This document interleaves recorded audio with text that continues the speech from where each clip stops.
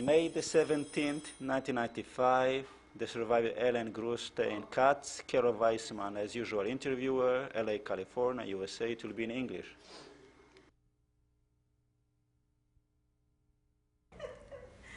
Okay. I'm Carol Steinberg Weissman. I'm interviewing Helen Katz, May 17th, 1995, for the Survivors of the Shoah Visual History Foundation. We're in Los Angeles, California, and the interview will be conducted in English.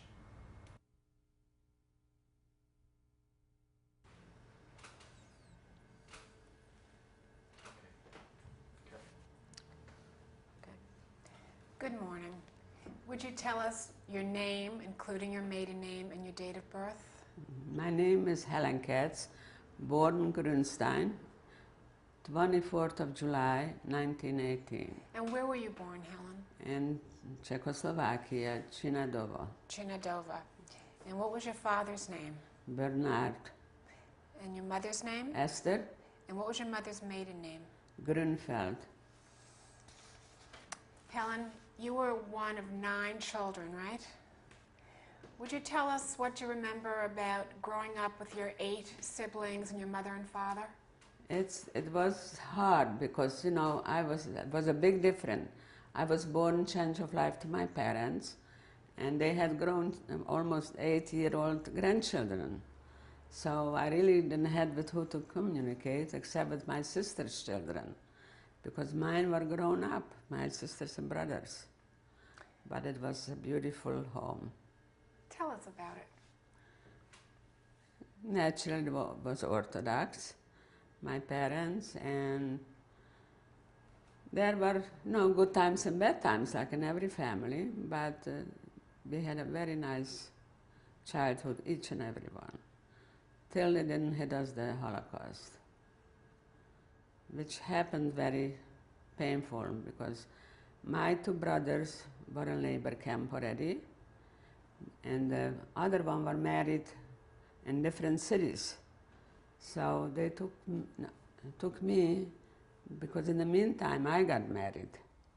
Well, before you got married, let's talk about your years in school, your childhood. We'd like to hear that, your fond memories. I went to elementary school in Chinadovo. There, in high school, I went to Munkac. I had to travel daily by train. How long a ride was it? Oh, it was 25 minutes of a ride, 10 kilometers. Did you travel by yourself? Were you with friends? No. I traveled by myself because more of the children went there. So I was one of them. And when I finished schooling, my mother got sick, and she passed away when I was 16. How did she pass away? She had cancer on the liver. Here I stop. It's okay. But my father was extremely good to me. We remained only the 2 of us in the home because everybody was on his own already. And then I got married. How old were you when you got married? 21, and I lived not far. What was your husband's name? Herman. And I lived not too far. And right after a year, I had a baby, was named Esther. And we were very happy. I lived with my in-laws, and I felt like mother-in-law is my mother because she was extremely nice to me, so was I to them. But we didn't live long together because they took my husband after 3 months of marriage to labor camp. And he's seen his child only once. He never came back. Helen, when you were growing up, we'll talk about your daughter in a little while, but we'd like to know, when you were in school, we'd like to know about your friends. Did you have non-Jewish friends? Yes. And tell us about the relationships you had with some of your friends. We were very close. We didn't know too much of a difference, that time. I had non-Jewish friends and naturally Jewish friends. And they were extremely nice to each other, We didn't know that different what happened later on. And really, it was a big surprise what happened then. And in your town that you were born in Chinadova, was it a very large Jewish population? No, it wasn't too. It was about 250, 300 families. The whole village, it was a village. It wasn't big, you know. But we knew each other, everybody, and we liked each other. But on the end, they didn't show really nice things, the non-Jews. They were somehow happy they took us because everything will remain for them, which happened, you know, they took over. Well, let me ask you, when Hitler came to power in 1933, did it affect your family?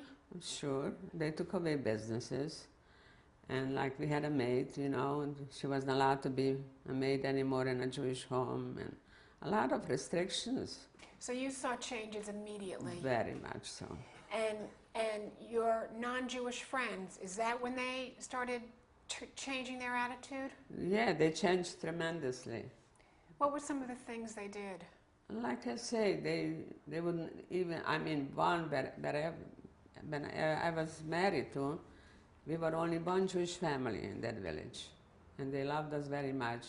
And one came over and says, I'm willing to hide you, you know. But it was impossible, because if one Jew wouldn't show up, they would have killed the whole village, you know. And we didn't want to divide, because I couldn't go with a little baby to hide, you know. And my in-laws weren't young either. So we went with everybody. Do you remember the synagogue you belonged to? We had only one synagogue, like I say. It was a small village, and it was nice, you know, till they didn't have the power to show who they really are. Besides going to synagogue on the high holidays, did you go every week? You said you were Orthodox, so did you spend a lot of time in the synagogue? That time they didn't believe girls should study Torah like this time, you know, like my grandchildren go to yeshiva and they learn, they know much more than I know. At that time they believed only a girl should know to pray and to observe holidays and everything else. But now, these days, they believe in different upbringing. They teach the girls and the boys. True.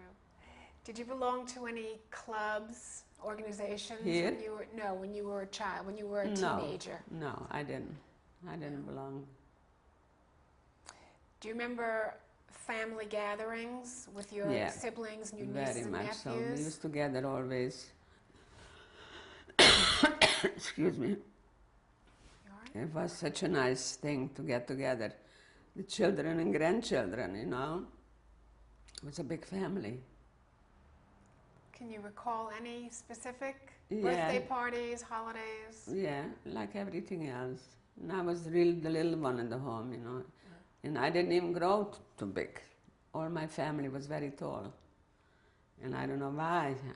I'm so little. Now you were very close in age to some of your nieces and nephews, right? Yeah.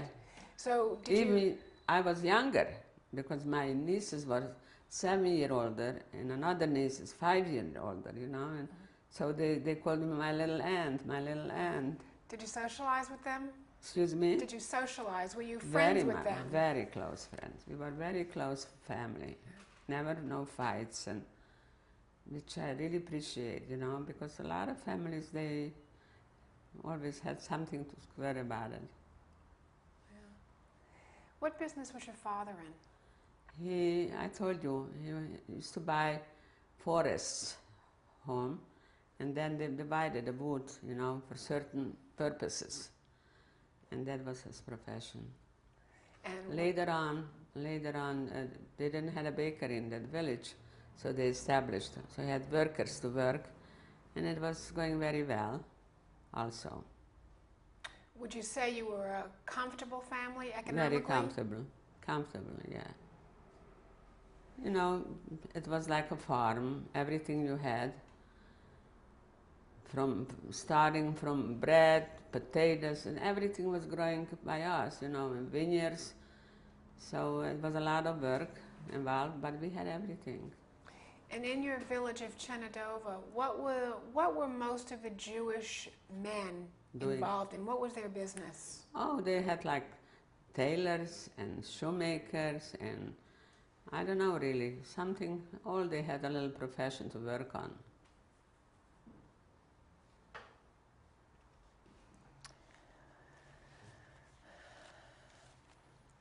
You talked about your non-Jewish friends.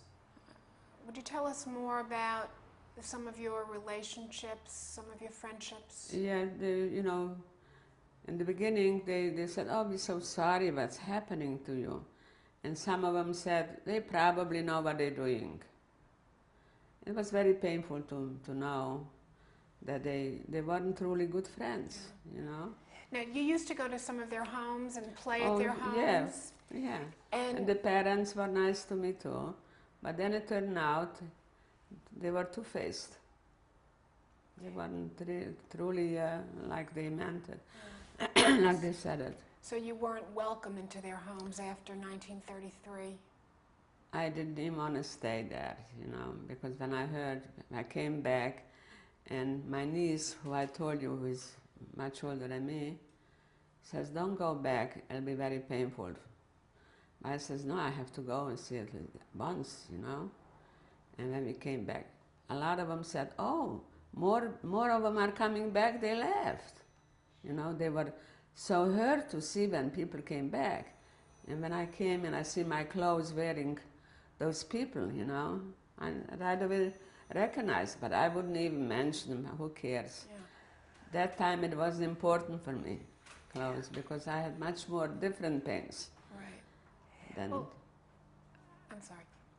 What I want to ask is, while the atmosphere was changing after Hitler came to power, and the changes were very obvious, did you have discussions with your family about what was happening? Yeah, we did. Matter of fact, my brother was, my older brother, I mean everybody was older, was in Poland. And he was the cook, the main cook for everybody.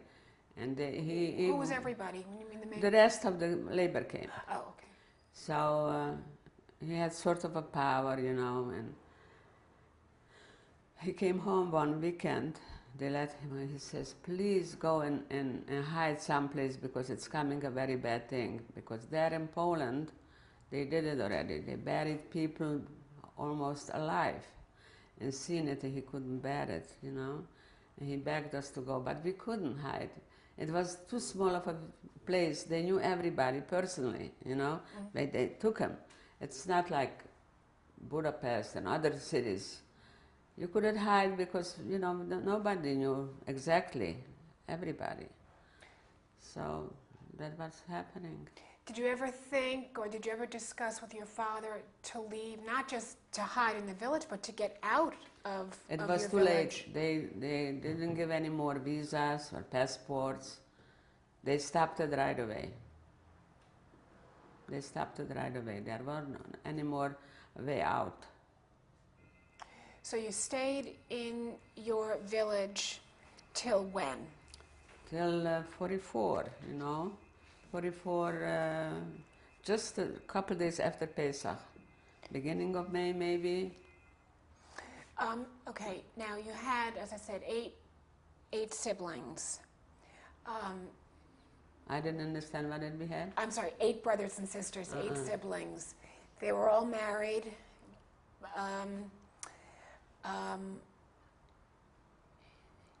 And did any of them ever try to get out? No. No, but they weren't all living in your village, were you? No. Were they?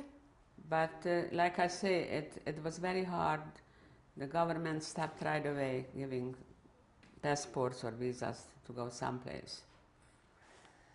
There was no way out anymore. When we found out, we really didn't want to believe something like that could happen. But later on, there was no way out anymore. So your news, the news from the outside world, basically, really came from your brother who was in Poland? Yeah, and he told us what's going on. They bury half alive people, and it was terrible. He himself was trying to run away with a friend, you know, when it was very bad, and they caught him.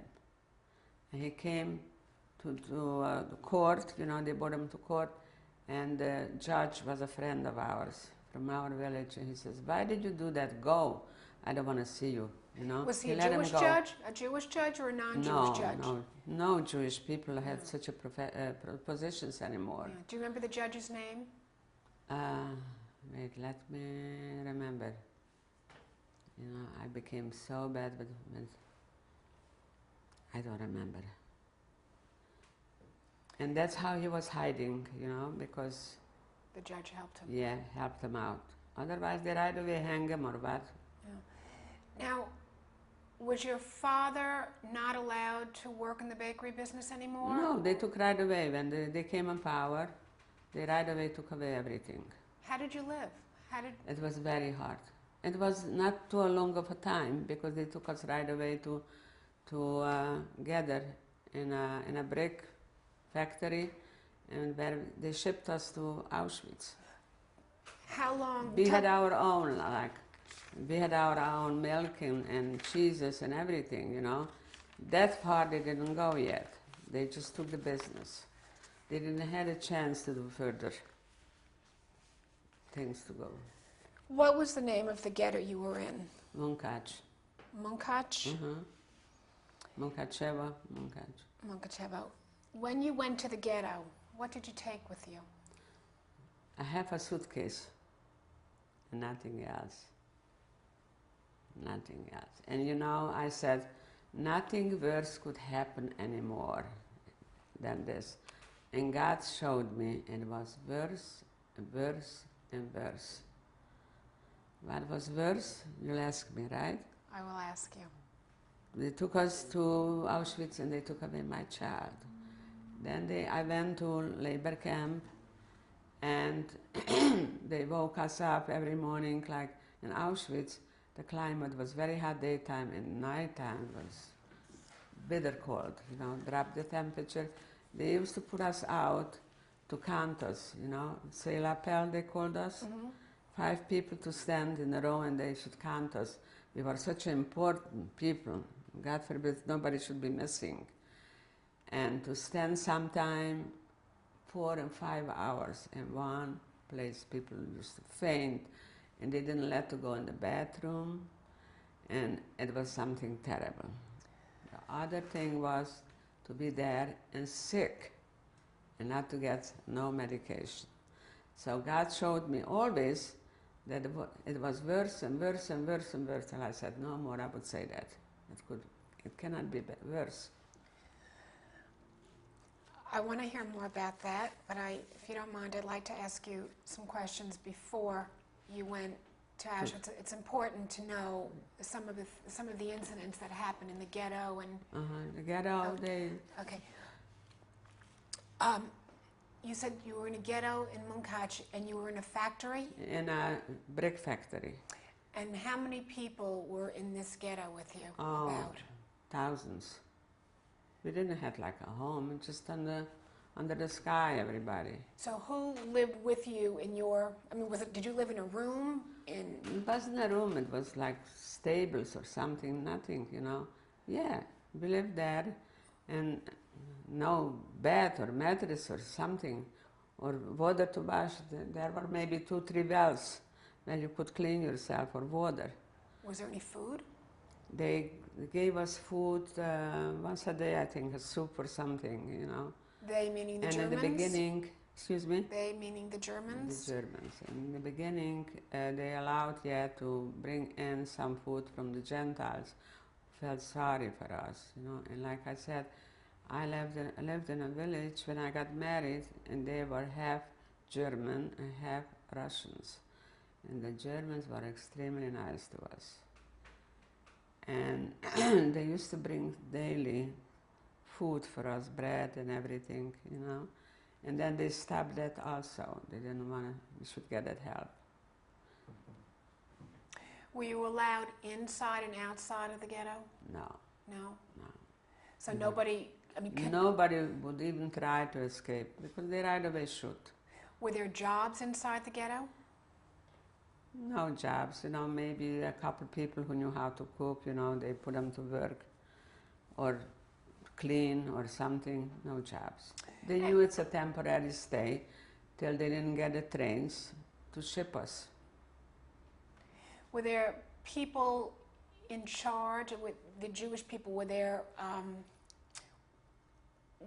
they in charge of the ghetto as far as just deciding who would get whatever jobs there were, if they were cook or maid? Who decided who got those jobs in the ghetto? You know what? I was so much occupied with my misery there that I don't even know. I had my baby with me, and it wasn't properly taken care of, and we were miserable. I didn't care. I really don't know how it went. They called, you know, that they're serving now a soup or something, and it was a terrible thing, a terrible change. Were there guards? Excuse me? Were there guards in the Yes, ghetto? all around guards. And who were the guards? Excuse me? Who were the guards? Hungarian and Germans and, you know, who knows? Whoever wanted to get a job, to be able to shoot a Jew, they were happy. Yeah. Were there any Jews who were Guards, no. guards? No? No. They weren't trusted anyway. They wouldn't take Jews for such a jobs. Did you know at the time about the Judenrats? Had you heard about the Judenrats at the time? I mean, had anybody ever talked about the Judenrats, the Jews who were supposedly the police, you know, policing their own people? Tell? No, I really don't. No? No. Okay, and when you were... Then later on I heard, you know, like in Munkac there was one Jew who gave out people. Do you remember his name? No, my husband would know. And then after the war they killed him. The Germans killed him. Mm-hmm. Helen, when you were rounded up for transport, who rounded you up? The Germans, you know, they said, okay, you're going to a very good place, and we'll take you by train. Where did they tell you were going? Did they specify what a very good place was? No, they didn't say. So how long were you in the ghetto for? About 4 weeks. And day to day, I know you were with your daughter, Esther. What did you do every day? You couldn't work in the ghetto. Nothing. It was a terrible thing to do, nothing. But you knew of the concentration camps at this time. No, we didn't. It's funny, we weren't informed that such a thing exists, like Auschwitz.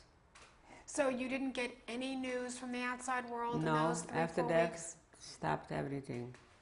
We couldn't hear nothing because we were guarded, you know, and there was really nothing to do.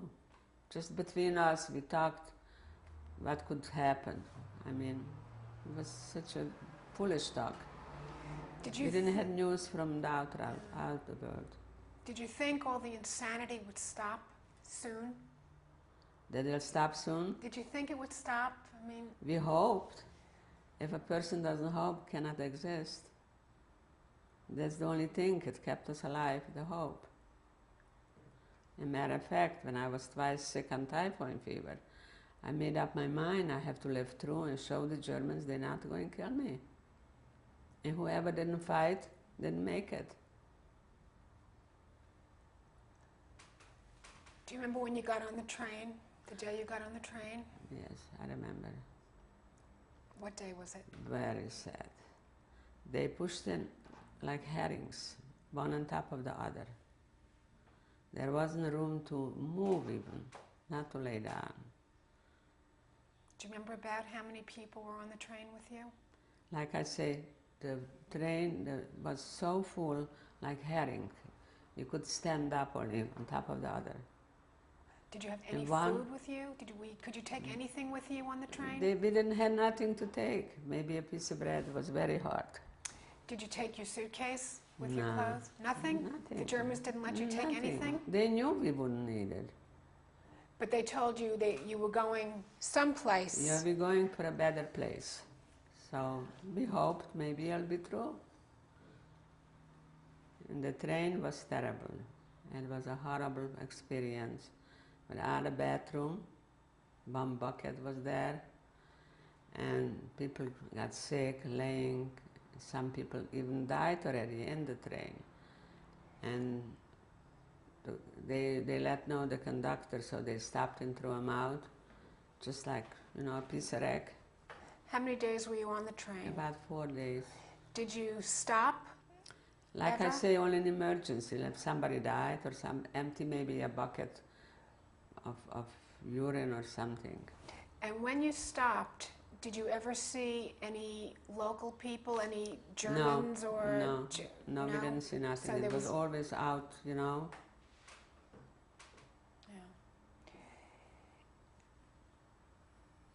And so you were on the train for 4 days. And when the train stopped at your destination, you went where? We had to leave, and naturally I was holding my child, and my father-in-law, my mother-in-law, and my father were together.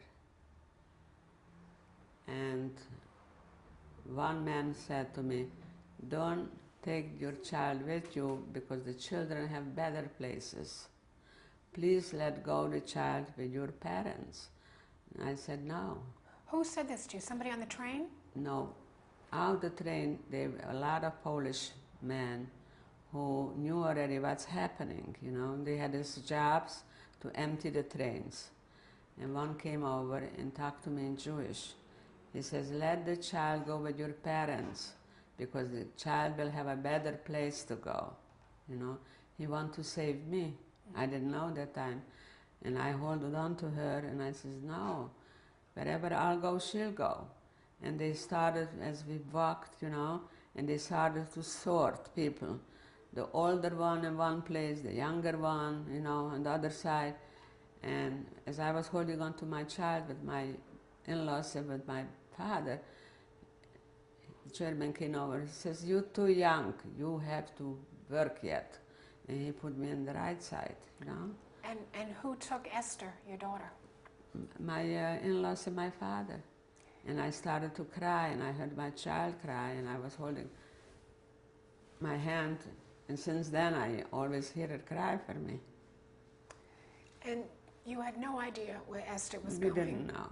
But when we arrived, to the place, and they took right away, sorted us, the younger people, and they gave us showers, And when I came to the shower, before the shower, and a boy is standing and once cuts my hair all away, and all over wherever I have. I says, "Don't you dare." He says, "What do you care?"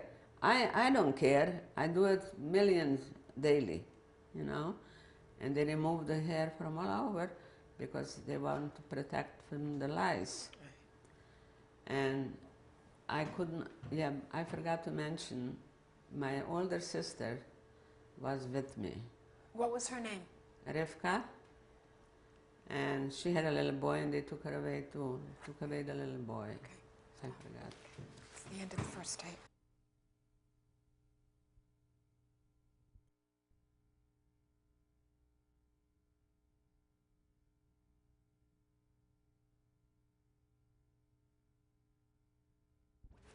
I'm Carol Steinberg-Weissman. I'm interviewing Helen Katz. This is tape number 2.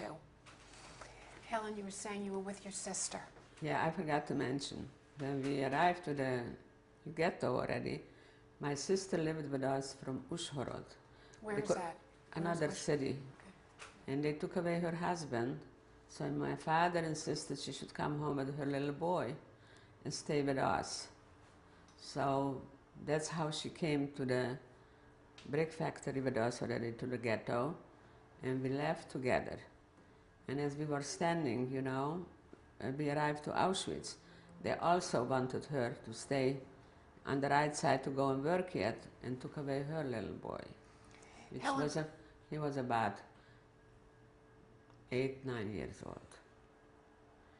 And so we left together. When we arrived to Auschwitz, and they took us right away to take off the hair from the head and from all over, and we went to take showers, a big room with showers.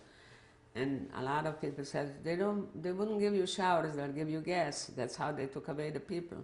And they said they'll give them showers, and they let gas to kill them. Was that the first you had heard about the gas? Yeah, that happened. Yeah, when we arrived to Auschwitz, the music was playing, and I don't know it's something not true, what's happening here, And all the Germans, the SS, were standing and looking at us like those animals, that we're not human. And naturally they did give us showers, and everybody got a bundle with clothes, dress and panties and I don't know what. And my sister was very tall. Like I said, everybody was tall, just I was little in the family. And for me they gave a big clothes, and for her the little, luckily we could exchange. If not, somebody could have walked till here, unbelievable. And I used to look at her and I used to holler her name. She says, I'm near you. I didn't recognize her without her hair, without everything. And the same thing with me. So we arrived there, and they put us in those little rooms, Were they barracks? Barracks, yeah. They put us in a barracks, and in the morning they put us out, for Zählappell to count, and standing 5 people in the row, and it was bitter cold in that clothes, from sometime 3, 4 in the morning, and they came around 10 o'clock. Whenever they wished to, to come.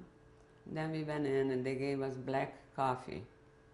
That was the breakfast, black coffee. Later on a piece of bread with soup, and that was the meal for the day. One meal a day? Yeah. That's soup. Naturally we were hungry, but in the beginning it didn't bother us because the pain was so big, food didn't matter. But later on, we were very hungry. We didn't stay in Auschwitz only about 4 or 5 weeks. Did they give you a number when you went to Auschwitz? Only whoever was longer and went to work, they gave them numbers. So they sorted people to go in the factory to work, where we went to a munition factory. This was in Auschwitz? Auschwitz. They sorted the people already where they could use them for good work, because their workers went to the war, so they needed our help. That's why they let me live, not because they wanted me to live. So you worked in an ammunitions factory in Auschwitz? Not in Auschwitz. They took us again with a train. People from Auschwitz to Christianstadt. Okay, but before you went to Christianstadt, how long were you in Auschwitz for? About 3, 4 weeks, I think. And what did you do every day? Nothing. They used to count us in the morning, and then they put us in like a big yard. Again, like herrings, we were standing on top of the other. And it got so hot daytime, a lot of people had sunburn and sun infections, because there was no place to hide. I used to take my shoes off and put it under my head. It should be elevated. I used to sleep. And some people got sunburns, and a lot of them died from that. There was nothing to do there. Till finally they took us, somebody came, like they had an order that this factory needs so many people. So they came and took us. Okay, but before, I still want to talk about Auschwitz before we go further. At this time, did you have any information about Esther and your parents and in-laws? Yes, matter of fact, we had the Jewish girls, most of them were Slovaks. They were there longer. They were 4 or 5 years already, and they were building the barracks. So they had better information, and said, Why do you cry for your child? Your child is already in, you see the chimney there? There where it is. It's burning there, and they stick them, all of them, the older people and the children, they stick in the chimney there. And I didn't want to believe, you know, I still hope, because she was beautiful. Maybe somebody took her and liked her or something. And that's what we did there, you know. They put, like some of the girls, they put to clean the barracks, and they, like the German lady asked for a dressmaker, so she took her out, you know, so she could do something. But otherwise, we were sitting around and waiting for doing nothing. And who were the guards in your barracks? Germans. Germans. It was, you know, live wired all around. And whoever hit the live wire got right away killed. Do you remember any German guards who were the least bit kind to you? I didn't get to them, you know, they didn't have nothing to do with us. It was very restricted to be bothered with us Jews, you know. But like I said, they put the Jewish to kill the Jews, to beat the Jews. And I used to walk around like in a dream. I didn't know if it's morning or night or daytime or feeding time. And I used to get always hit. Because when they cleaned, I walked in, they hit me. Who cared? The German guards would hit you? No, the Jewish girls. The Jewish girls, they were trained one to hit the other one who had power. And I didn't care, you know, I didn't care. And my sister used to drag me away. Why? Come on. I said, who cares? She feels like to hit, let her hit me. You know, and that was once I had very close friends, they were twins in our hometown. And when they arrived, Mengele said, we want to have all the twins separated. So they didn't know it. They knew one thing, whatever they tell you, you have to do. And they were identical twins. And they took them up separate, and they were experimenting on them, because he was a doctor, and the other one, even now, she's not well enough, you know, they draw blood and everything daily on them. And when we were there, all of a sudden, she had more power as a twin to walk around. And she heard that I am there. And she bore me a piece of bread. You know what it was? Like $1 billion. When you're hungry. She brought over a piece of bread. She says, don't worry. And she started. She says, I am not worried. I know I died and I walk around someplace. I didn't want to face reality. That's true, you know. Otherwise, you know, like a lot of people, when they arrived, they sorted them and they stayed by the train. When the people arrived, they sorted clothes, jewelry, gold, whatever valuable things they had there, you know. And my niece, who you interviewed, was with her mother there. And she used to walk by, and she knew where I am in which barrack. She used to throw me a piece of bread, because they had plenty. The people bought stuff with them, and they, you know, they had a power of being able to take it. We didn't have nothing, because we were sitting there in that yard and looking for tomorrow, for nothing. And she used to throw over a piece of bread, and the second time they almost put her to shoot her. We told you you cannot do that, you know, because she actually grew up by us, my niece. This is your niece, Helen. Helen, yeah. So they had other, you know, positions like. And then they took somebody to work in the kitchen as cooks. And they were very well off, because first of all, they have what to eat, you know. But not me. Okay, then what happened? What was Then next? what happened? They took us, you know, to Christianstadt. And it was already... You went on the train? We were on a train, and that was already a little bit better, because they gave us, like, the soldiers. When they were in war, you know, they had already those barracks built more safer, you know, more warm and everything. And we had also those beds, which We had 5 people or 6 people in one room, and we went to work to fill munition, hand grenade. So you worked in a factory, And I an worked in a ammunition factory? Munition factory. We had to walk like daily an hour there and an hour back. They took us. And my sister and me too, sometime, 1 week we worked in the morning shift, then in the next time afternoon shift, and some, night shift. We had 3 shifts because they needed a lot of munition to kill them. We had to fill for our friends munition to be able to be killed. And I suffered terribly with the hunger.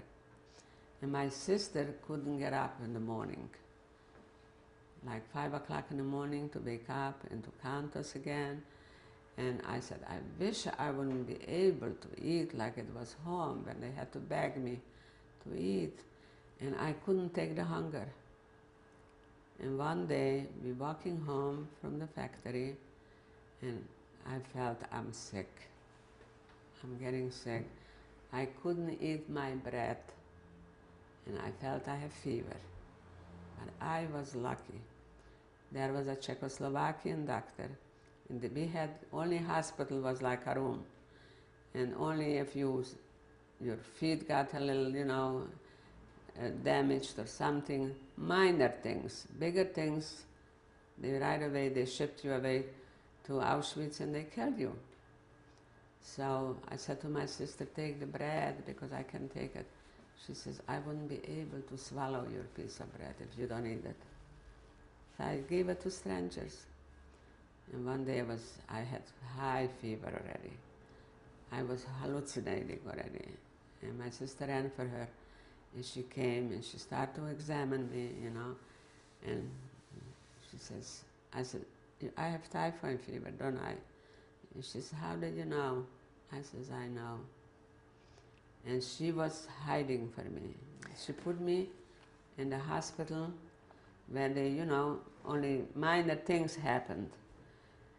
And they couldn't cure me, but nothing. I cried for an aspirin, because it was such a terrible pain, a headache, that I couldn't bear it.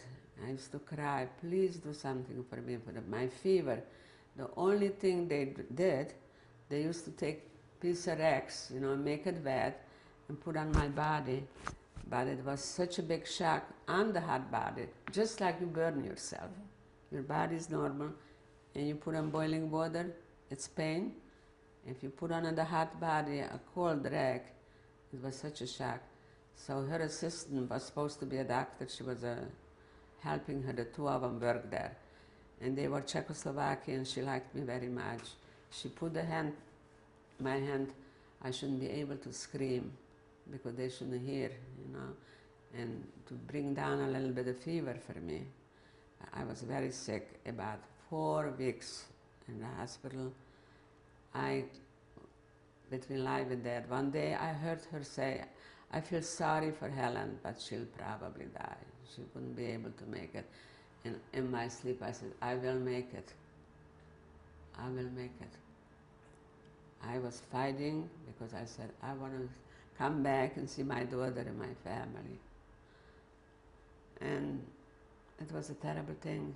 There was in the hospital, was the main cook, also Jewish, She was very sick. She had I don't know how they call it on her feet, like a rose or something. It's very, very contagious. And she had to have complex constantly. I says for the doctor, I'll do it for.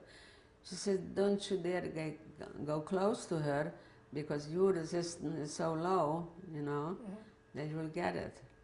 But as she left, I went and helped her. I didn't care, and I didn't get it. I didn't get it. And when she came out from there, she had me in mind. Each time she used to give me a little more. And whatever I got, I bring in my sister, me, and the rest of them. We divided. Do you remember the doctor's name? No, I don't.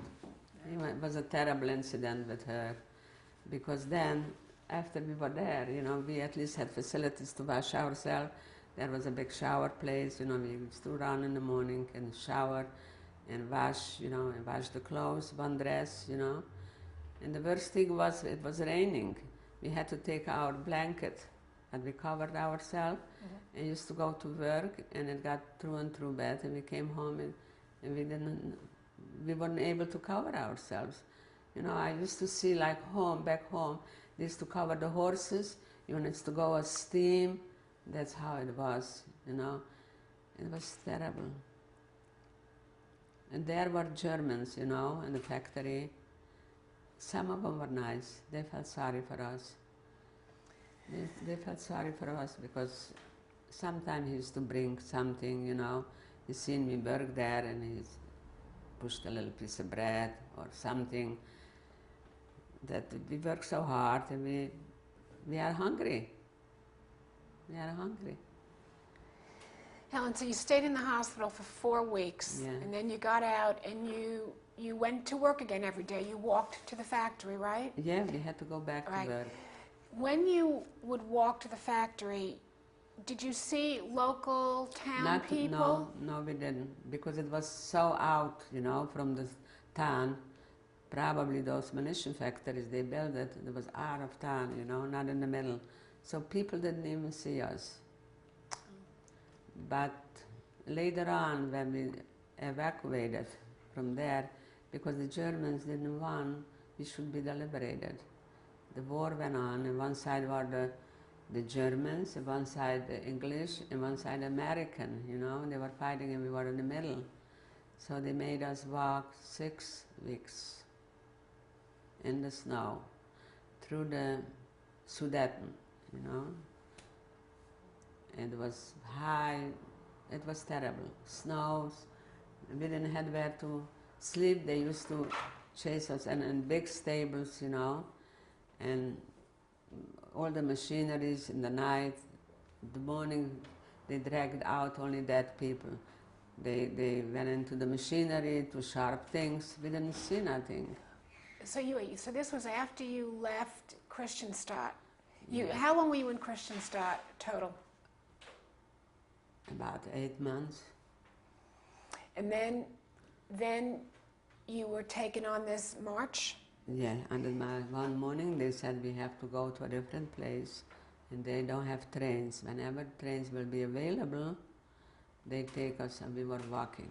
They didn't tell you where you were going, though, No, did they? we didn't know where we going, but we went. They didn't want us to be liberated. So on this walk, did you have food? It was very hard, very hard. We used to have the snow and to eat the snow. And when we used to go into the stables, sometimes we used to empty the machinery where they had the wheat, and we used to chew on it on the way. It was terrible. So at night, after walking all day, at night you would go into these stables? You would sleep in the stables? Yeah, whoever had and who didn't have pushed themselves, so slept outside on the snow. Twice I slept on the snow. I was not a good pusher to go in, so it wasn't room, so I was sleeping outside on the snow. How many people started out on this march, about? I would say at least 600 people, I would say. And we arrived, half of us, because whoever wasn't able to march remained in the back. We heard shoot. And my sister didn't want to continue already. She says, please let me stay in the back, let them shoot me. I said, no way. And I used to drag her, especially the snow. We had a wooden shoes. They used to get stuck, and then you wiggled around, and you almost broke your neck with it. It was horrible. How many days did you march altogether? How long was the march? A couple of weeks. A couple of weeks? Yeah. And And then finally, they found trains for us, and they shipped us to Bergen-Belsen, to the real hell. That was the last station already, where it was a horrible camp, where people were half dead already, because It was horrible. Can I be excused for a minute? Can you?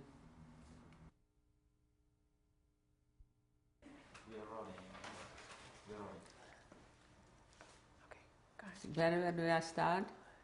You wanted to talk to us about some incidents on the march. Oh, when we marched. As we were marching, the Wehrmacht was watching us, you know. They were not a little bit more lenient, the SS, older men. And they were standing near us as we were walking. Nobody should be able to run away. So an older middle-aged man was walking near me. And he started conversation with me, and he said, "So what do you do?" I said, "You know, I'm a professional washer from home, washing clothes. And when we stop in a farm, I'll be happy to wash your clothes." And he says, "You will? I'm so happy." So he says, "The next time when we stop in a farm, I'll call on you and you'll do it for me." And I figured I'll have my way to go into that farmhouse, you know, because when you're hungry and you're miserable, you figure on everything. And I especially figured I'll be able to feed my sister, you know, because she was like a skeleton, and me too. So we stopped in, and he calls on me. He says, "You said you want to wash my clothes." I says, "Yes, I'm professional. I didn't wash my stockings home." But life teaches you. So we came in, I came in with him, and the lady of the house shows me where everything it is, and I smell the baking fresh bread. I almost died, you know, big loaves of bread. And I says, "You know, I'm so hungry, we didn't need Vicks." And she said, "Yes, oh, I'm going to feed you." I says, "That's not enough, but I have a friend and a sister." My friend was the doctor, the lady doctor with the nurse. And she says, "Don't worry." And they cooked a lot of potatoes, you know, and this came for the pigs and because it was a farm, you know, to throw it out for them. I says, "Can I take a couple of those because they're going to love it?" She says, "Certainly, just pack it. I'll pack for you a package." And she packed me a package with the hot potatoes they were supposed to throw out for the animals and a piece of bread. And I helped out, revenge myself for the doctor. She was crying and hugging me because, like I said, it was diamond to have something to eat. And when we walked, you know, when we arrived, a couple incidents always, you know, like when we walked in, a friend of mine stepped on you know, but you pull together the leaves and everything was up, and she got hit on it, you know, and they threw us in the dark. And a lot of people died, you know, they went like in the machinery or something. They didn't care. So when we arrived to Christianstadt, to Bergen-Belsen already. We are already in Bergen-Belsen, and that was a real hell. That was something not to be seen. Why? Because the men were even worse than the women. The German men? No. The Jewish men? Jewish men. We were right next to the barracks where the men were. And every morning they used to throw out the bodies just like a piece of wood, you know. And as we arrived there, and the doctor, my friend, lady doctor. So she was Jewish, your friend, the doctor? Sure. Okay. Otherwise she was in the concentration camp. And she seen her husband sitting there. He was a big scientist, dying almost. And they started to talk, and the next morning they threw him out already too. He died. And it was a horrible scenes there, what's going on. When we sat down on our beds and somebody was shaking, the lights used to fall like in bunches, full. I said, I know already what's going to happen. We all will get sick from those lights, which had happened. I had the second time typhoid fever. I got very sick, and everybody got sick. And I was there laying, you know, I wasn't able to move. A friend of mine was laying near me, and she begged me, "Water, water." they closed on us for 3 days the border, Germans, because they knew already they're losing the war. So I says, I can't. I'm sick myself already, and my sister is dying on me there. So the English people already, they liberated us, you know. They came to help us. So they seen what's going on, and I dragged him to my sister. I put on a piece of rag on her head, and she was screaming, "You're shipping me to the crematorium," you know, because people who got sick at work or someplace else, that's the only place they took them, is to the crematorium to burn them. And she hallucinated that they're going to take her to be dying there. So I said, just take her. And because they took us already to hospitals. It was already established, you know, to have certain help. And the girl laying near me died on me, and nobody was able to take already so many dead people, and the lice were going around her eyes and her mouth. I closed her eyes. I couldn't lay near her. I couldn't move. I had to be near her for 2 days. She was laying till they moved her. She was dead for 2 days before anybody moved her? Yeah, so many deaths, they didn't manage to take so many near me. So it was a horrible place to be. It didn't take another day, and they moved me to. Where did they move you to? To a certain, that time it was already good because they lost the war, you know. And I don't know, now I don't remember when they announced in the loudspeaker, "You are free, the Germans are not here." Before I went to the hospital. And they announced to the loudspeakers all over, you know, "The English people, you are free, the Germans are not here, nobody to watch us over," you know, and the Germans left. And then I went to the hospital. But how long were you in Bergen-Belsen for, about? A couple of weeks, I think. A couple of weeks. So you didn't have a job there? No, nothing. No. Nobody had jobs there. You know, the only thing I seen when the man used to tie on a man's leg a piece of string and used to drag him dead to the place where they put up, you know, the dead bodies one on top of the other to be able to burn them or to bury them. And he dragged them and he fell down himself because he was half dead. It was such a terrible scenery to see there. It was a horrible place. And did your sister survive? And she survived. And after I felt a little bit, I was very sick again. I forgot a lot of sins. Now I remember. So tell us. When I was sick the first time with typhoid fever, and nobody was allowed, you know, to come in or there, you know, but she was hiding on me, the Jewish doctor lady. And I was so sick, I couldn't open my eyes for daylight. It's too strong for me. That's how weak I was. In the evening when the sun set, I used to open a little my eyes, be able to be up. And she probably assumed something that I'm so sick.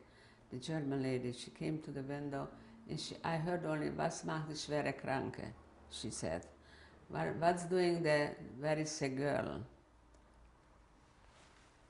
And I said for her, "I know you're going to lose the war, and that's why I'm going to live through." And I was starting hallucinating. And the doctor, lady doctor, thought she's going to die, that I spoke up in front of her like that.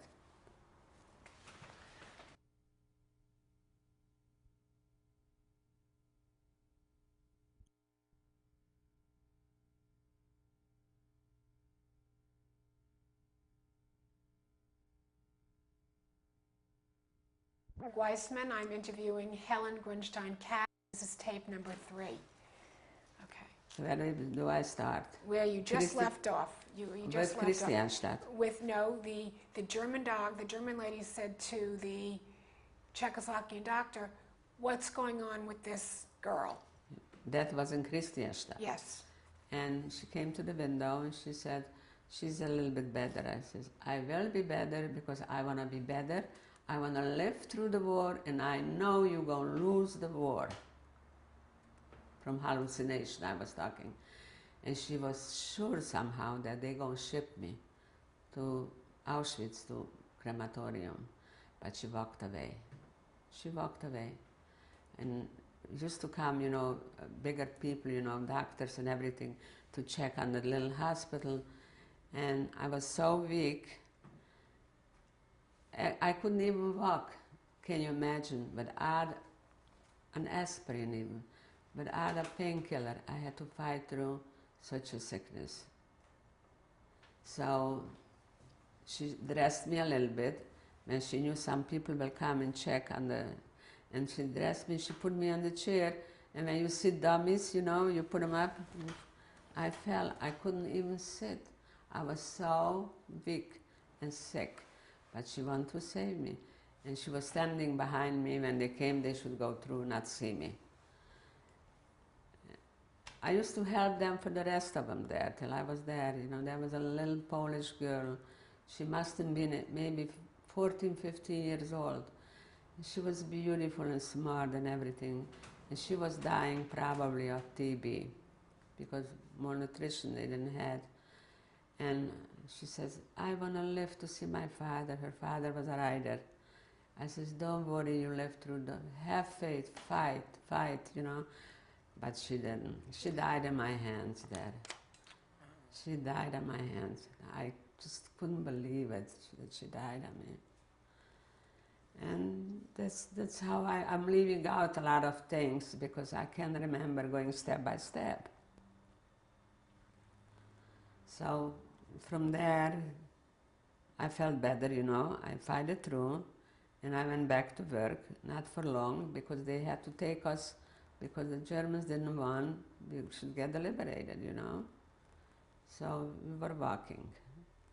One day we were in Dresden, when they were bombing, as we walked. It was a terrible scene.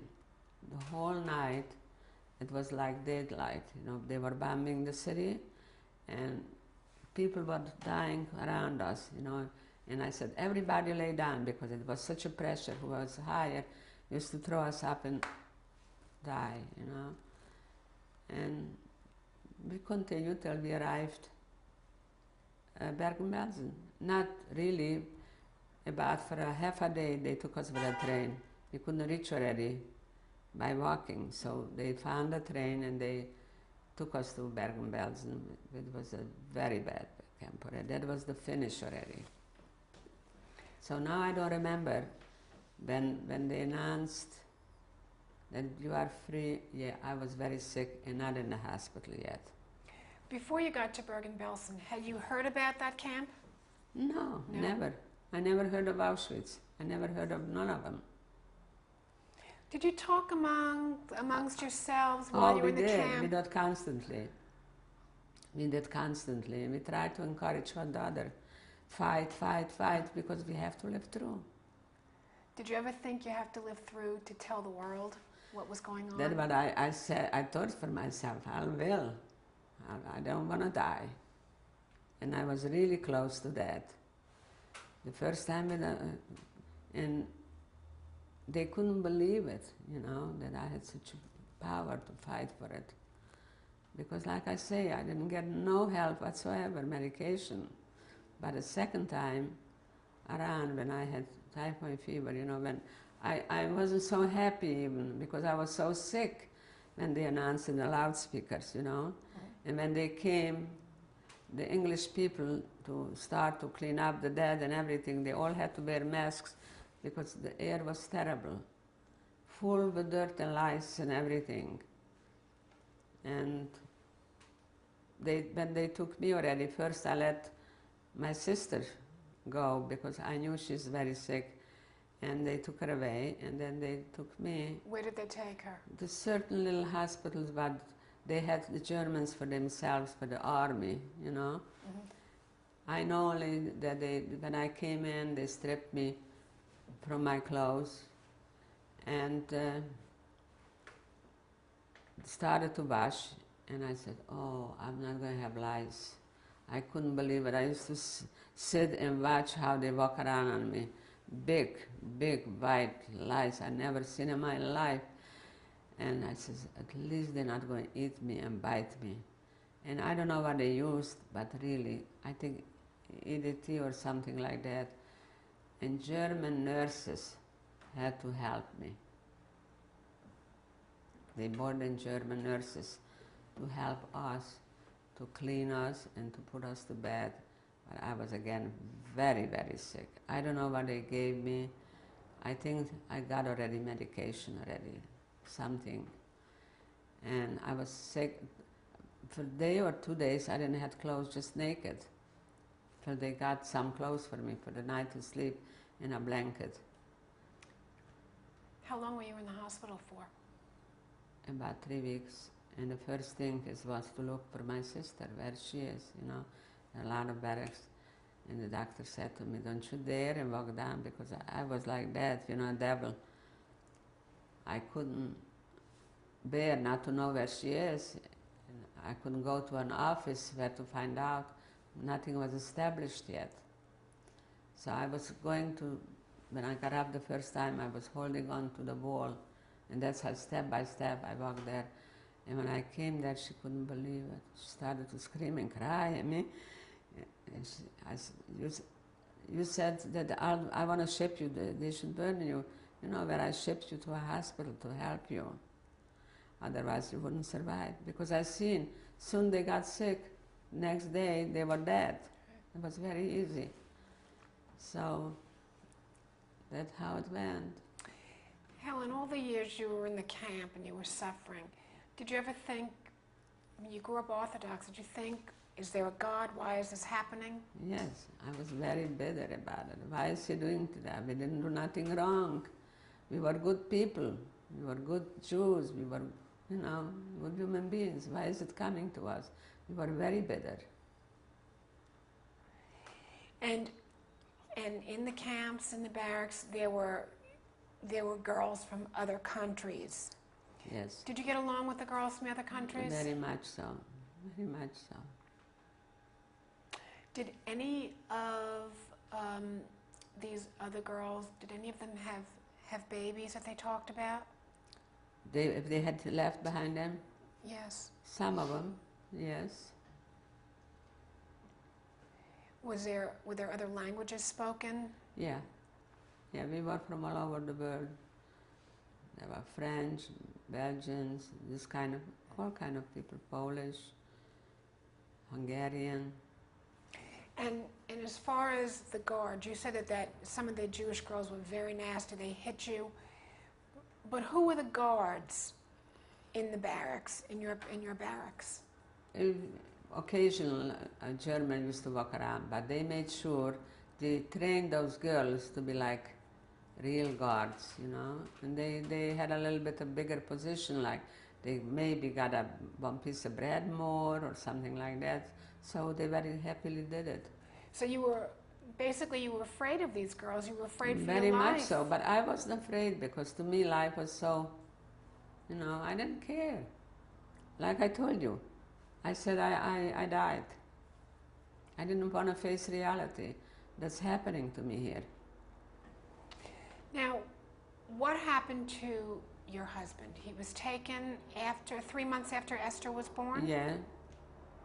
No, not 3. He was taken after 3 months we were married.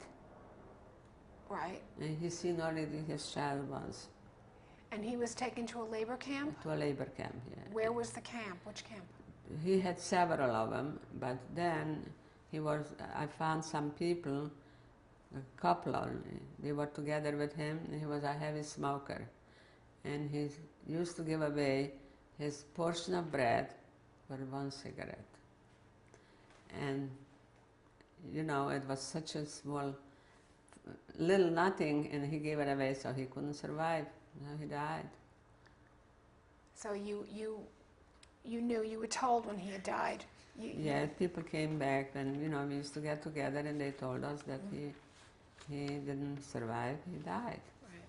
But there were a couple incidents, like, you know, when the girls found out that the husbands died, and they survived yet. And after they got married, after the war, the husband showed up.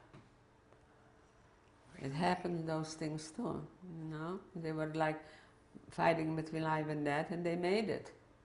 And he came back, and they found the wife married. And what would happen? They had to divorce. They had to divorce, I think, the marriage, but they married. The second and marriage. The first one was the original. It happened, a lot of things happened during the war.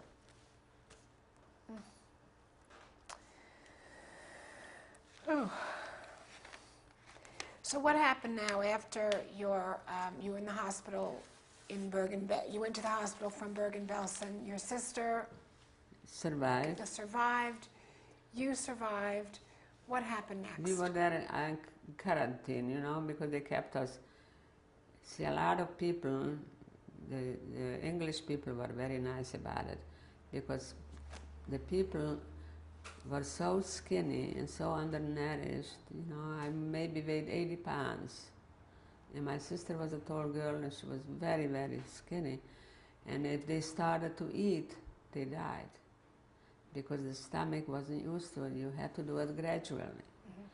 So they didn't want us to eat. You know, they gave us very little portions. And they really took care of us till we were ready to leave.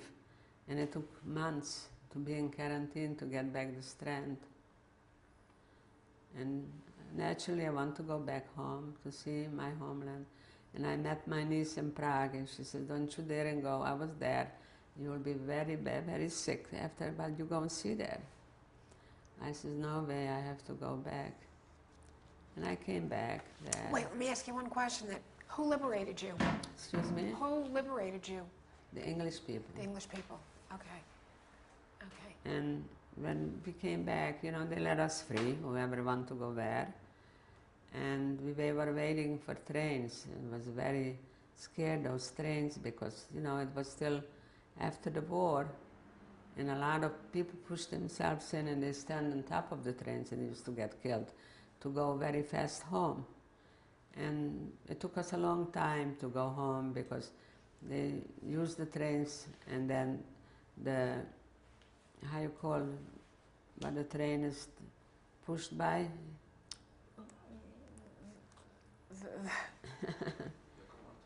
The command? The locomotive? The Oh, the locomotive, I'm sorry. They used to take them away for different purposes, not to take us, you know. And they used to put us on the stations, out the stations, you know, and just to stay in the train until they got a locomotive to take us. So finally once a Czechoslovakian person says, "We're going to have an empty one train, you know, you could come." A Jewish person or a Czechoslovakian? No, Czechoslovakia. They were very nice when we came. You know, they served us food. They brought us to the station. Were these people you knew before the war? No, we didn't know none of them. Yeah. Wait, what happened when you left the hospital? Where was your sister? With me already. Oh, so she was with you when you saw your niece in Prague. Your sister was with you. We were already together. Okay. So when we arrived to see, and it was an empty wagon, they was delivering coals, you know, and it was empty. It was dirty and black, you know, and we didn't care. We took our little blanket and we sat down and waited till they'll take us. And one evening, it came a big storm and picked up all the black dirt, you know, on our faces. And I started to laugh. I looked at my sister, and I didn't see myself how I looked. I used to wipe only and you can wash it. It's so fat, you know, you have to have soap and warm water to wash it. But we were so anxious to reach home. And we came to a station which is chop, you know, that divides the roads. And we went to they have a big pump by the stations, and we went and used to wash, and we just smeared it, you know, and we didn't have soap or nothing. When we arrived in Munkac, and somebody who knew us, and he used to come every day out with a bag and take. He says, "My God, we picked up so many people, but not so dirty like you. How the hell you didn't wash yourself when you came?" I says, "We couldn't." because we need warm water and soap, you know. We looked like Negroes, you know, only the eyes and smeared together. It was horrible. Now, was it a Jewish person who said that to you? Or Yeah, yes. Jewish people came to wait already for the people who used to arrive from concentration camps. Yeah. But when you got to Munkash, how did the non-Jewish people react when they saw you? That's what I told you. They said more people came back than they left. They hated to see people come back. So were they nasty to you? I didn't have too much to do with them, you know, because I had such a bad feeling about Right. it. You know, they didn't do nothing to protect us. Matter of fact, be very helpful for the Germans. Yeah. Did you see any of your girlfriends from when you were younger? No, When you got back? I didn't see too many of them. But I went back to the little town where I was married, and it was German. What was the name of that town? Hrabonica. And they were very nice to us. My sister couldn't believe it. She right away went to kill a chicken and make us to eat, and she didn't know what to do to put us in a good bed and to sleep good. But what happened, they took all the Germans away too. Those Germans, the Russians. It was the first thing, they emptied them. So it was such a mishmash.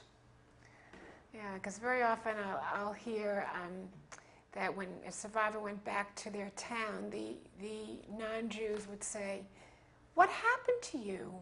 We didn't know where all the Jews went." And it's just not true. in total denial. They knew, and they were very well informed, and they didn't want to know, and they didn't want to help. And in a way, I didn't blame them because they would jeopardize their lives. They scared them, and they said, the first thing we find out, you want to help, right away they took them away. Only in the bigger towns, you know, bigger cities, they couldn't do if they were willing, because it wasn't, everybody wasn't known by one, you know, it was a big city. It was easier to hide. Right. In the little places it was very hard, especially well-known people, you know. We were one family Jewish, we were well off. And they knew, everybody knew us. So they right away knew if they came for us and we not dead, they'd be hiding. So they would have killed the whole city for us. Right, looking for you. All right, so you went, so now you're in Munkash. How long did you stay in Munkash for? I didn't like it. You know, I'm so sorry for you, I'm so sorry for you. And in the meantime, I knew they were very happy. I said, I don't want to remain here even to be a queen between you. And I said, I made up my mind, I want to leave and go further. I lost my home, I lost everything. I didn't have nobody. And my brother, who was, like I told you, he came from Poland.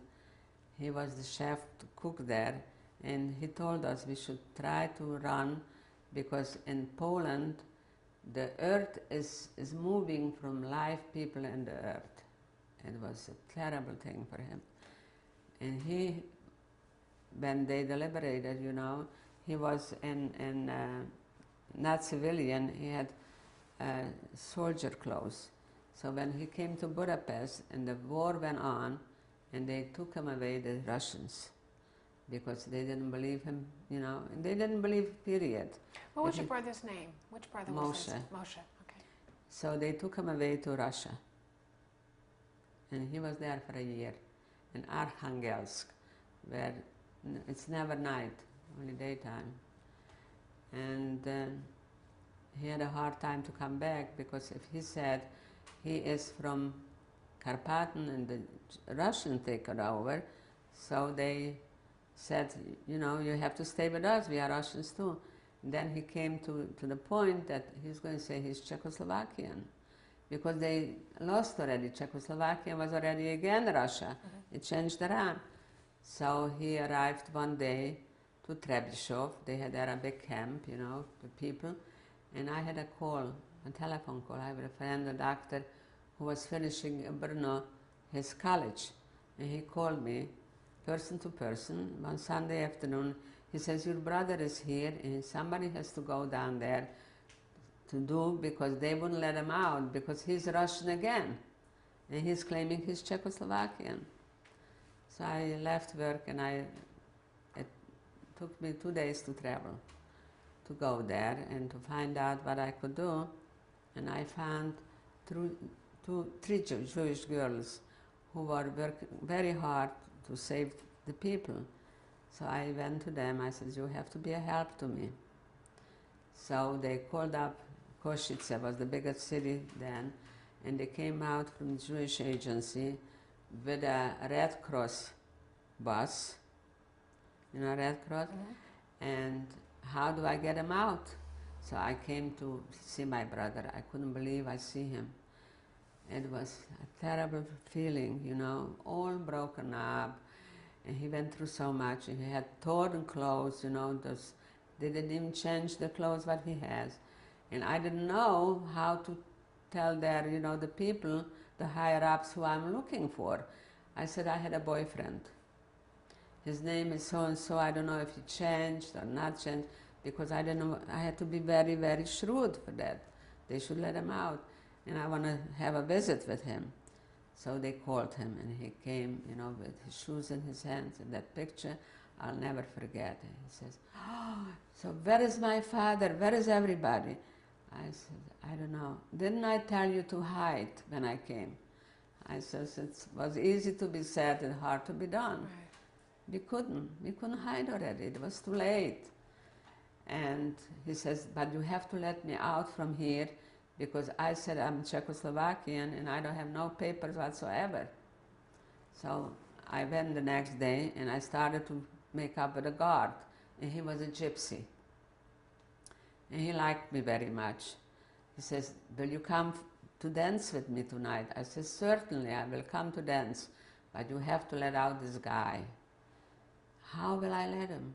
I said, you close your eyes and they're going to climb over the fence. My brother says, it's not enough me, my 2 boyfriends have to come with me. So I said to the guard, I'll bring you something tonight, and tomorrow night we'll go dancing. So I don't even remember what I bought him, a box of chocolate or something. And I said, tomorrow night around 12 o'clock he'll be on duty, and the 3 of them will climb over the fence, and you close your eyes, you'll very quietly. And there I was standing with a Red Cross car. And we took him to Košice. And he escaped. When we arrived there, they didn't have clothes for him. He was so big and tall. Everybody was little. No shoes, like 12-size shoes, and big clothes. And we had a hard time between Jewish people to collect something and take him back, because I lived already in Podmokli, and that was near Prague, Sudeten, you know, where I worked already. When I went to pick him up, and on the train constantly, the Jewish agency gave us temporary paper for him, because otherwise they would take him off, everybody, you know, because it was just after the war. I had to have paper, but I was working. I had working papers, but for him they had to give. We were scared to death till I brought him back there. What would have happened to him had they would have shipped him back to Russia. And I had to save his life. That's the only brother who came back, and my sister who was with me. So of the 9 children, 3 of you survived? Yes, and now I'm only one alone. Both passed away. My sister passed away, my brother passed away. And it was very hard. I remained alone. You were now living in Podmokli? I lived in Podmokli, where I worked. And what kind of work were you doing? I was doing office work in a chocolate factory. How old were you now? How old were you at this time? Oh, I was about 23 already, 24. Yeah. But we were lucky because my nephew was fighting in the war, you know, as Svoboda. I don't know if you were informed, when they were in Russia, you know, he came a Czechoslovakian, a Svoboda, he formed a group of Czechoslovakians to fight, to make Czechoslovakia free. He was one of them. when they got free, he found us, you know, my nephew, and they got all the privileges, like the Germans to move out and let the Jews come in. So he came to Port Mockley, and he went right away to the, you know, the office. He says, I need a building, a place, an apartment, and there was a German pharmacist, and they made him move and leave everything. He had to leave everything and move out. And that's how we lived there in this house. And from there I went to pick up my brother. Here I'm there. But it was again very hard with the papers, you know. He should get the papers. They shouldn't bother him. But eventually we got it, and he stayed permanently. And how long did you stay in Podmogly for? Port Mockley, we stayed about 2 years. And I got married in the meantime to my husband. So you met Mr. Katz Yeah, living in and Podmogly? we got married. How long did you know him before you got Oh, married? we knew each other from home. But it was 7-year difference. And when I was like 15, he was already grown up, you know, 22. All right. But when we came back, they married already that couple of years. So we knew each other from before. And how did you? So he was living in Podmogly. That's where you found him again. Yes. He was No. Yeah. He actually lived in a different city, but he found me. You know.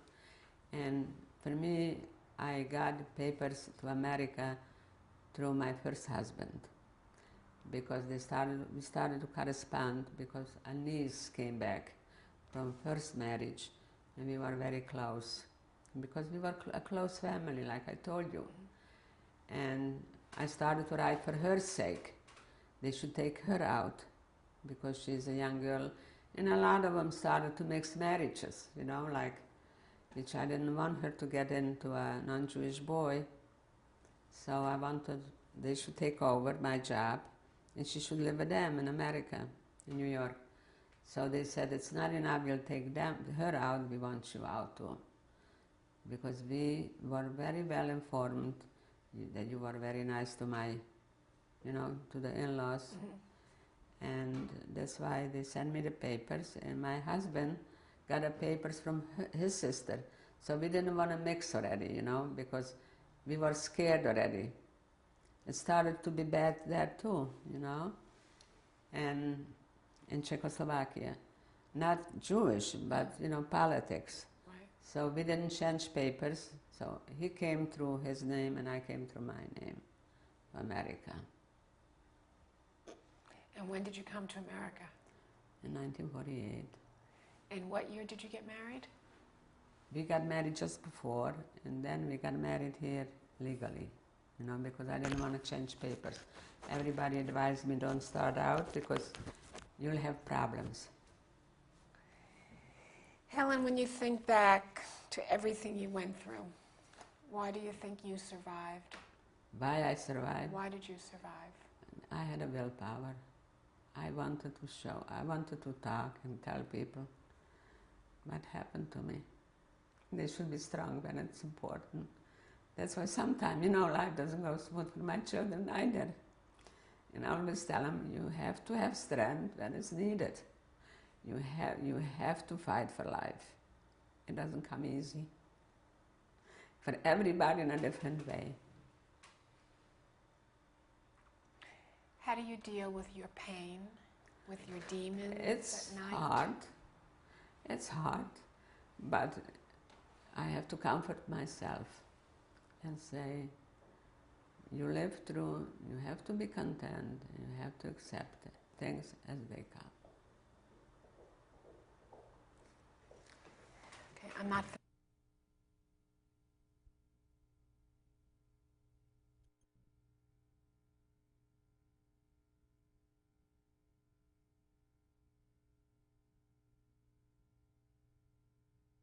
I'm Carol Steinberg-Weissman. I'm interviewing Helen Katz. This is tape number 4. Helen, what message would you like to give your children your grandchildren and the rest of the world?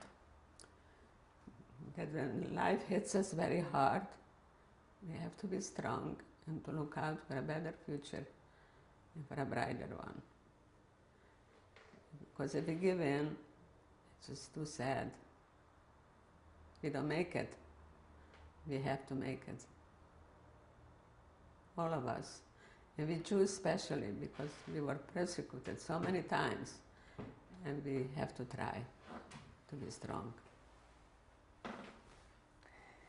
I know you have 2 children now. Could you tell us about your 2 children? I have a lovely daughter who lives in New York, and I have a son here. My daughter got divorced also, which is very painful, but she's a wonderful, outstanding human being. What's her name? Barbara Joan. We don't call her just Barbara. We love her and miss her a lot, but we are in very close contact. She's coming very often to see us, and we speak naturally by daily with her. And it's not easy, you know, to see sometimes as parents, the children having a hard time for survival. But looks like this is part of life. The same thing with Stephen. We have Stephen here, and he was married, he has 4 children and got divorced. And it took a lot of our strength to see the children, but at least we have very, very bright 4 kids. Lovely, they love us a lot, we give them a lot of love. He fought for custody, he has the custody because she wasn't a fit mother. And now he found this girl, and we are very happy with Rochelle. She took over and she gives a lot of love for our children. Were you open with Stephen and Barbara about your experiences in the camp? Oh, she used to talk a lot. We used to talk a lot about it, and I used to tell him what life is and what it could happen in life. It shouldn't. I hope it should never happen again, what had happened. I sometimes don't want to believe myself. I was so strong and I lived it through. Did you tell them a lot about Esther? Yeah. How did they react to your stories? Excuse me? How did Stephen and Barbara react to your stories? They loved her, and they had pity and everything.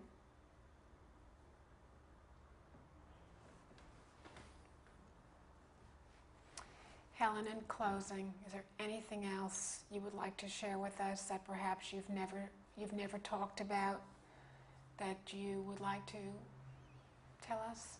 Yeah, except, you know, when we have deliberated and everything, we thought maybe life will be a little bit easier. But looks like it doesn't. You know, everybody has to have his ups and downs in life. And the dance is very hard to pull through, like I said, you know.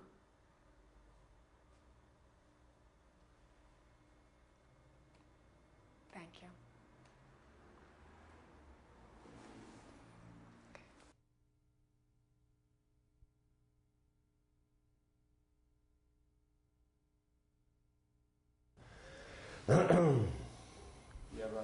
My mom. Okay, Helen, would you introduce your son to us, please? Yeah, this is my son, Stephen. We love very much. Stephen, how is your home different from your friends' homes?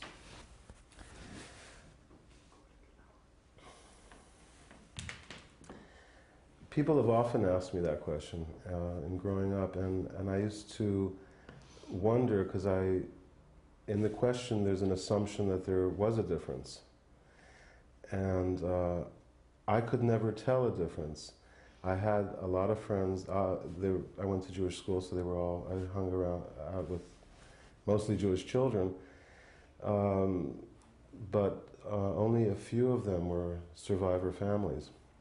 And I could not really tell in our family life much of a difference. There was a tremendous amount of love and respect, closeness in our family life. There was a specialness in our own personal environment in that we knew where our parents came from, and the pride that we, or at least I felt a certain amount of, a tremendous amount of pride, knowing that my parents are survivors. And survivors meaning that they were able to survive the ordeal that they went through. That strength was always apparent to me, and a source of strength for me.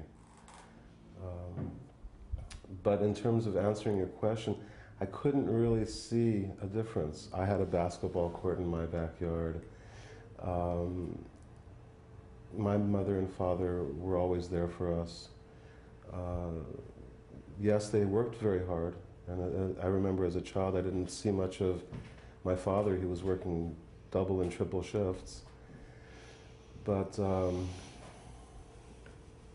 there wasn't an open display from my parents' end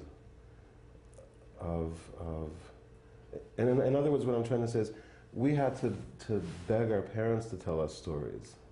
Where we would think that someone would like, let me tell you a story of what happened to me. No. It was more like, that happened, we made it, we're alive, thank God, now let's live. So did you get the feeling that your parents were being secretive or protective? Not secretive, because when asked, I would get answers. Maybe now, if I could say that I'm a little bit more mature, I don't know if I am, but maybe my parents are a little bit more overprotective than other people. Maybe. And that's hard to analyze. You know, I'd have to really closely examine other families and see. There are people that have overprotective parents that didn't go through what my parents went through. But I think that my parents are maybe a little bit more protective. And I mean, my mother lost, you know, Rahman al-Litzon, a child, and my father as well lost a child. You know, their parents. I never met my grandparents, any set of them. You know, there's. So yeah, I would say there might have been some more protectiveness to be. Is there a message you'd like to give your mother? Yeah, we love her so much, and the pride is immeasurable, the love is immeasurable, and may God bless you and Daddy till 150, with good health and nachas, lots of nachos.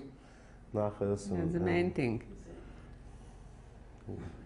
I'm really sorry Barbara's not here. Well, maybe when they do Daddy, they'll arrange it on a day that Barbara will be in town. Yeah. Anything else? Anything else that I'd like to say?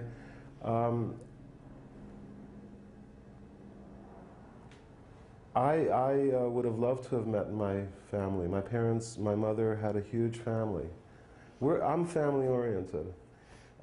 As a child, I remember, you know, sitting with my father's sisters and his brother, and my mother's sister. My mother had nine in her family. She was the youngest. They pawned her off as a grandchild in the beginning. I don't know if she told you that story. No, I didn't. No, but I know that she I mean, was younger than the grandchildren. She was born as when my grandmother was older, and they were actually embarrassed. No, lots of times, you know, neighbors used to come over, didn't see her for a long time, and they used to say, "Oh, your grandchild." And she said yes. She didn't want to go to a discussion. She says, "No, I'm mommy's. I am mommy's." You know, my Hebrew name is my mother's father's name. And, you know, those are things that I miss. I would have loved to have because I would have been able to meet my grandparents if not for that tragedy. I would have been able to meet my parents, And my family. brothers and sisters, you know. I was fortunate enough to, in 1990, we did a, what is the word? We went back to Munkac. And what is this? San Miklos? Mm-hmm. To visit where we were looking for my parents' graves, my grandparents' graves, and we found nothing. We found a woman that my mother knew. Did you tell her that story? No, you didn't tell them any stories. I know more stories than you know. We did make that trek back to Europe, and we were in Munkac and with my sister, and to get a feel of what it was like. We did not go to the concentration camps, but that was also, I don't know how you, immeasurable emotion, you know, seeing the place where they came from and a roots journey.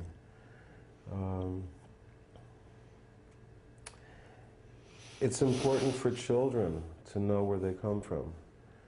It's important for children to identify, to have a sense of self, and a sense of self always. It's like a tree. A tree knows its roots, right? And a child must also know its roots, his or her roots. So, in a sense, we're all little trees in God's garden, and it's a wonderful joy, privilege to be able to see with my own eyes and with my own nose to smell and to hear with my own ears those places where they came from.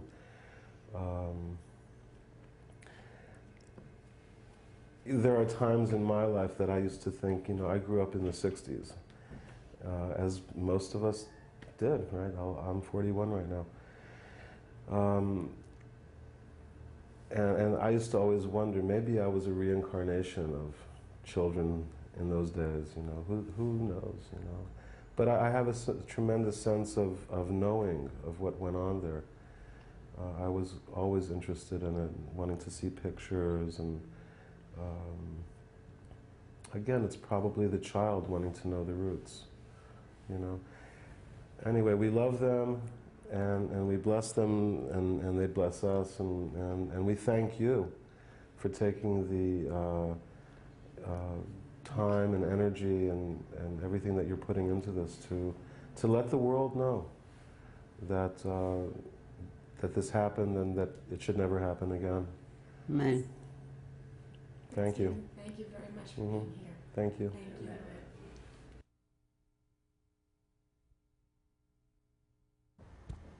Okay. This is my father's picture, and his name is Bernard Grunstein. He took it, I think, probably for a passport before the war, and the last time they gave passports for the Jews. It was taken in Munkac, probably. I don't remember the time exactly. This is my little daughter Esther. It was taken probably before we left, very shortly, in Munkac also. And I really don't remember exactly the date. But about 1944? Around 1944. This is my picture with my husband when we got married after the war. It was taken in Podmokli, and I don't remember exactly the date also. This is my sister Rivka, who survived the war with me, and she remarried after the war, and this is her second husband, Jonas Weiss. And where was it taken? Was taken also in Podmokli. About what year? After the war, I don't remember exactly.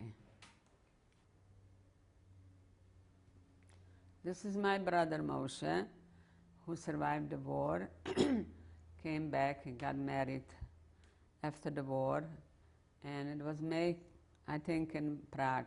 They got married in Prague. It was made there, the picture. This is my sister Toby, who didn't survive the war, with her 2 children. And the kids were? It was made in Munkac, and I don't remember the day. Remember the children's names? Eva and Dudi. They perished too. Excuse me? What happened to the children? They didn't survive. They went with the mother. This is my picture after the war, and made in Prague. And I tried to pick myself up a little bit for life. What year was it taken, Pat? Hmm? What year was it taken? After the war, 49, around 1949. This is my daughter Barbara, who lives in New York, and we love her dearly. We miss her a lot. It's her graduation picture from, I think, high school. And when was it taken, Pat? I don't remember. I have to go back, And- figuring out. In Los Angeles? Los Angeles and Fairfax High.